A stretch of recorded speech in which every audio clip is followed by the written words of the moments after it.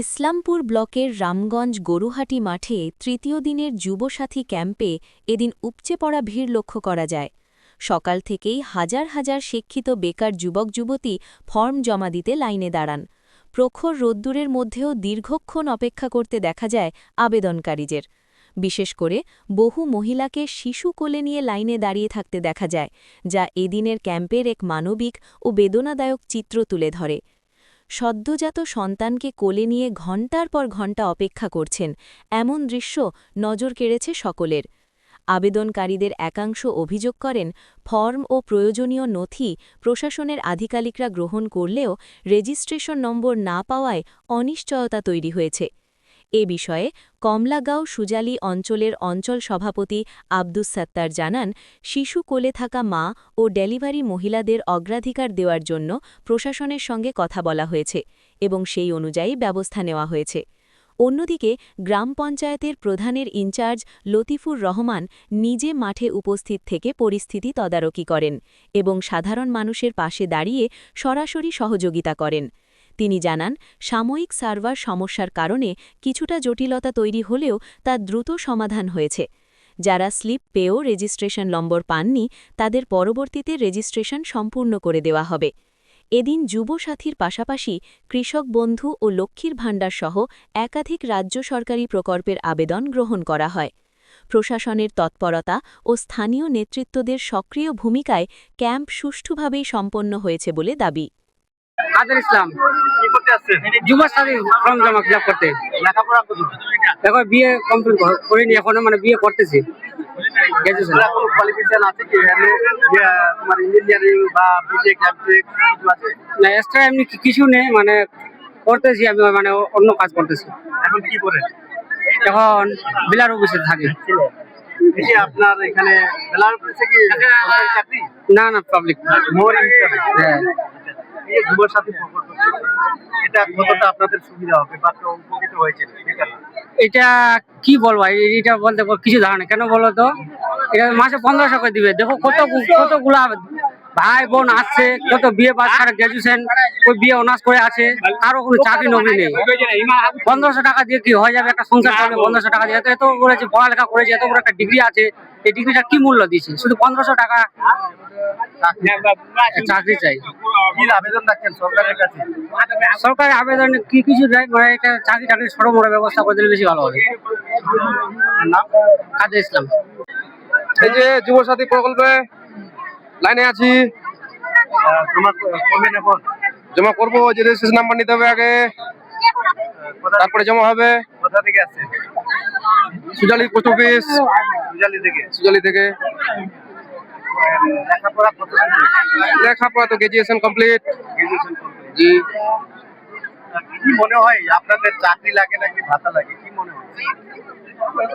বর্তমান পরিস্থিতি আপনি বুঝতেই পারছেন যে জনসংখ্যার দিক দিয়ে চাকরি হলে ভালো হয়। চাকরি হলে ভালো হয়, হ্যাঁ।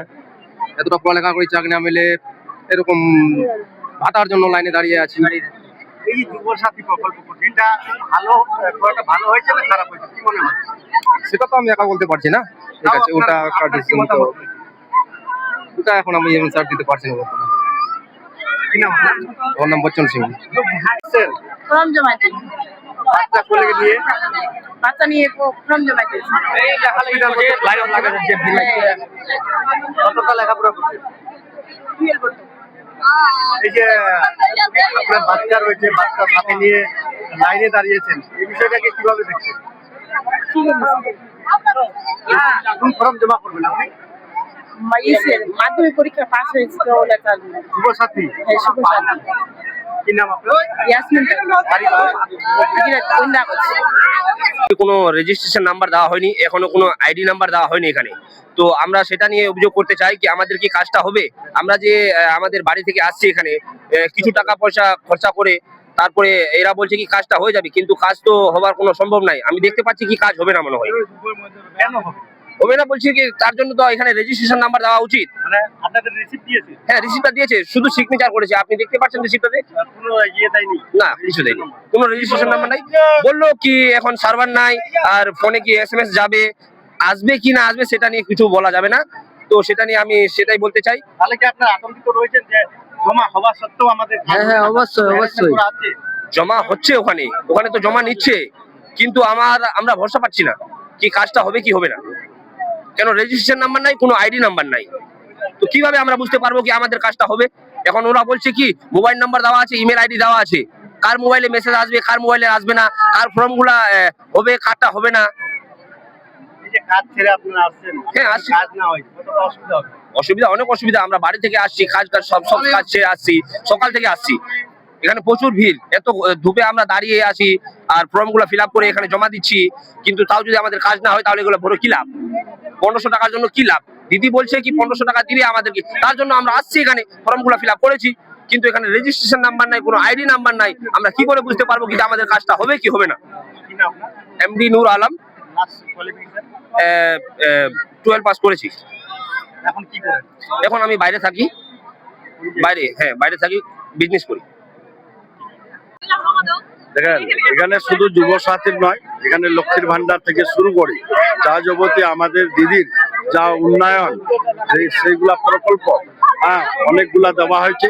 সেই জন্য বিশেষ করে আমাদের যুব সাথীদের যারা বেকার হয়ে পড়ে আছে তাদের জন্য আমাদের দিদি 1500 টাকা করে প্রতি মাসে যে একটা ভাতার মতো যে করেছে, সেটাকে সবাই কে একটা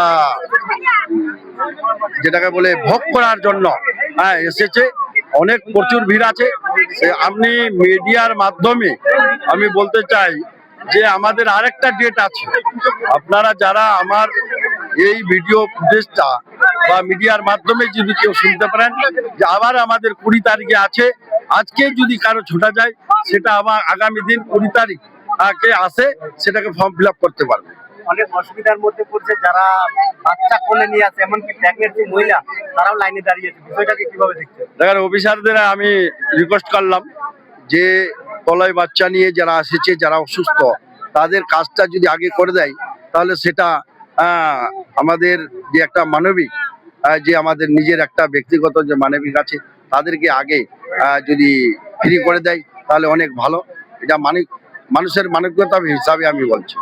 অনেক হায়ার কোয়ালিফিকেশন তারাও কিন্তু লাইনে দাঁড়িয়েছে, তারা লাইনে দাঁড়িয়ে বলছে যে 1500 টাকা ভাতা নয়, আমাদের চাকরি দেওয়া হবে। কি বলবেন? অবশ্যই আশাবাদী, সবাই আমরাও আশাবাদী। আগামী দিনে দেখেন অনেক কিছু করছে, সেটাও আগামী দিনে অবশ্যই করবে। আপনারা ধৈর্য রাখে, চতুর্থবারের জন্য মুখ্যমন্ত্রী যদি আমাদের দিদি 250 আসন নিয়ে যদি আমাদের মুখ্যমন্ত্রী হয়, আরো আমরা শক্তিশালী যদি হয়, আশা করা যায় আগামী দিনে অবশ্যই সেটাও হবে। বিশেষ করে আমাদের দুদিন আগে রামগঞ্জ 1 রামগঞ্জ 2 হলো, আজকে আমাদের সুরিয়ালি গোবিন্দপুরে, যেহেতু আজকে দুটো অঞ্চলের হচ্ছে সেই জন্য একটু ভিড়টা বেশি। যাই হোক, ভিড়টার জন্য আমাদের এখানে স্টাফও দেখি অনেক বেশি পরিমাণে স্টাফও আছে, ঠিক মতো কাজ করছে। একটু সার্ভার ডাউন হওয়ার কারণেই একটু ভিড়টা বেশি করে হয়ে গেছে, সার্ভারটা একটু ডাউন ছিল মাঝখানে, সেই জন্য একটু ভিড়টা বেশি বুঝে আছে, কিন্তু আস্তে আস্তে সেই ভিড়টা খালি হয়ে যাবে। দেখা যাচ্ছে একাধিক মহিলা তারা কিন্তু বাচ্চা কোলে নিয়ে লাইনে দাঁড়িয়েছেন, এমন কি লাইনে বসে পড়ছেন, এই বিষয়টাকে কিভাবে? না, এখন যেহেতু বাচ্চারা যেহেতু আছে, এখন বাচ্চা তো নিয়ে আসতে হবে, বাচ্চা তো আর বাড়িতে রেখে আসতে পারবে না, যেহেতু যাদের বাচ্চা আছে তাদেরকে বাচ্চা নিয়ে আসতে হবে। তো তার জন্য আমরা দেখলাম যেহেতু এখানে একটু মানে রোদ্দুরটাও পড়তেছে, সেই জন্য আমরা যারা প্যান্ডেল করছি তাদেরকে এখনই খবর দিলাম আমরা, যাতে একটা ছাউনির ব্যবস্থা করে বাচ্চাদের জন্য একটা আলাদা আমরা ছাউনির ব্যবস্থা করছি, এবং আমরা জলের কথা বললাম, জল কিছুক্ষণের মধ্যে চলে আসবে।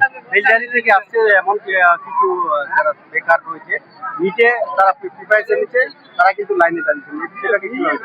লাইনে দাঁড়িয়েছেন, নিটের তারা কিন্তু প্রিপারেশন নিচ্ছেন, তারাও লাইনে দাঁড়িয়ে আজকে এই বেকার যে মানে যুব সাথী প্রকল্পের তারা দেখুন, যেহেতু যুব সাথী হচ্ছে, তারা যুব সাথীর যোগ্য আছে, সেটা তো ওরা অ্যাপ্লাই করতে পারে। আর আমাদের তো আপনি জানেন মুখ্যমন্ত্রী মমতা ব্যানার্জি সবার জন্য এটা ফ্যাসিলিটি করছে, তাই এটা সবাই অ্যাপ্লাই করতে পারে। এখন ওর যতদিন ওর যেহেতু চাকরি হচ্ছে না, তারা তো এই বেকার ভাতাটা পালে তো ওর যতটুকু হেল্প হবে, সেই জন্য তারা করতেছে।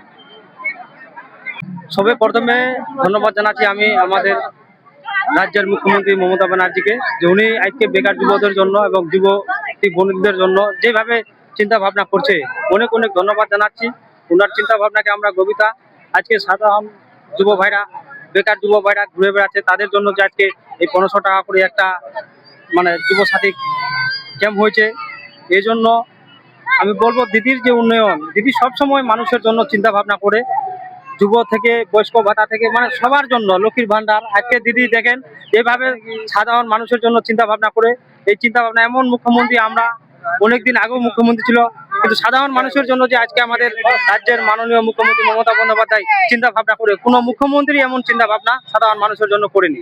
আজকে দেখেন কৃষি দপ্তর থেকে একটা হচ্ছে লক্ষ্মীর ভান্ডার থেকে, আজকে যুব সাথী, এই যুব সাথী আমি বলবো আমাদের যুব ভাইদের এবং যুব বন্ধুদের জন্য খুবই একটা মানে যে বিকল্প মমতা ব্যানার্জি আমাদের করছে, এটাতে অনেক অনেক মানে খুশি হবে আমি মনে করি যদি যুব ভাইদের এই কাজগুলো হয়ে যায়। আজকে আমাদের সুজালি থেকে এখানে ক্যাম্প হয়েছিল, এই ক্যাম্পে আপনি দেখলেন যে কমসে কম আমি দেখলাম সকাল থেকে যেভাবে যুব ভাইরা যুব বোনরা আমাদের এসছে, আজকে আমি দেখি 3500 থেকে 3000 হবে কম বেশি। তা আজকে যদি এরা আমাদের 1500 টাকা করে বেকার যুব ভাইরা পায় মাসে, তাহলে কতটা এগিয়ে যাবে।